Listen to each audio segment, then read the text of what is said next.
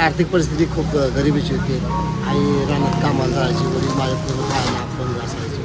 त्यातून पण त्यांनी कष्ट करून किंवा भीक मागून आम्हाला शिक्षण दिलं. MA BEd ग्रॅज्युएशन झालेलं पोरं आज हमालीकडे वळले. 25 पैसे 50 पैसे हे आपण त्या प्रमाणात पैसे देत होते. रुपया गोळा करून आपण काय केलो, चिल्लर गोळा केली. नोकरी नाही आणि पगार व्यवस्थित मिळत नाही आणि त्या ओव्हर टाईम काम करून घेतलं जातं. त्यामुळं हमालीकडे नाईलाजानं हा वर्ग वळतोय. माझी सकट तीच अवस्था आहे. माझं सकट MA पर्यंत शिक्षण झालेलं आहे. माझ्या कुटुंबात सगळं शिक्षण घेतलेलं आहे, परंतु नोकरी नाही, कुठं काय नसल्यामुळं पण हमाल क्षेत्रात उतरलं.